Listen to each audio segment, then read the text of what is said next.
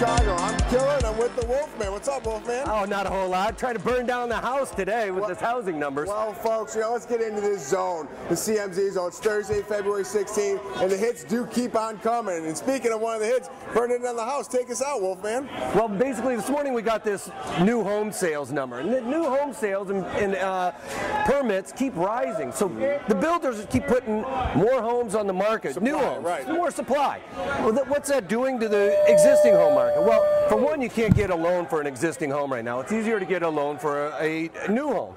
But the problem with that is like last month, we saw 1 in 611 houses get a foreclosure notice last month. That's 211,000 homes basically receiving a foreclosure that are going to be going on the market pretty soon.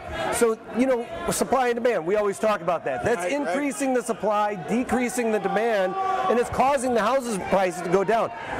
First time in 20 years, housing prices are the most affordable they've been. So all of this has to do with this huge supply of homes that we have on the market right now.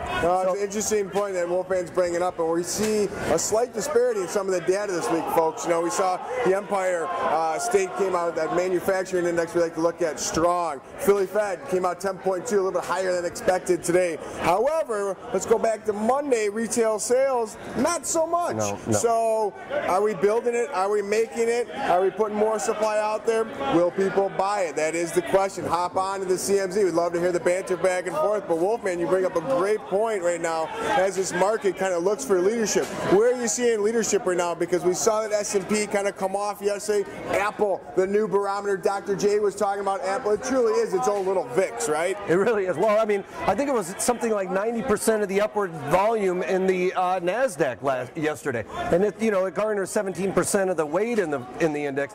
But yeah, it was literally the only thing that was kind of up yesterday when the rest of the market was kind of seeing a lot of downward pressure. No, for sure. We were on Fast Money yesterday, and Dr. J kicked off the show talking about Apple. And Dr. J, kudos to Dr. J, the master, the one, the only. He brought on that call, that 68-cent calls, and sold those, kicked out. It was closer to like a 700% return yesterday. And literally, you can see Apple dropping as he was talking about him being out of the trade, which was phenomenal. But no doubt, you saw that negative sentiment come in. They broke that 1339, which I've talked about on Twitter in that S&P level. Right now, we're kind of flirting at this 1346, 47 level, but I think the risk reward is the downside, folks. We're technically kind of overdone, so we may see that pullback. We talked about this yesterday on the halftime report. I'll be back on the halftime report talking about it tomorrow. But this 1325 and even this 1265, where do you see the S&P going in the short term, Wolfman? Well, you know, yesterday with that pullback, and we settled below what I've been calling as a pivot right around that 1345, 1344 area. That's a major like magnet. So if we can get above that, it seems like the bulls are in control. And then we're going to push up against that 1355, which we've seen.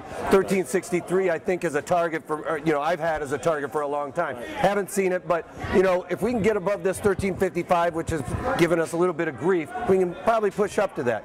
I personally am with you kind of where I think that it's actually a little bit overbought. I think that it's going to go down.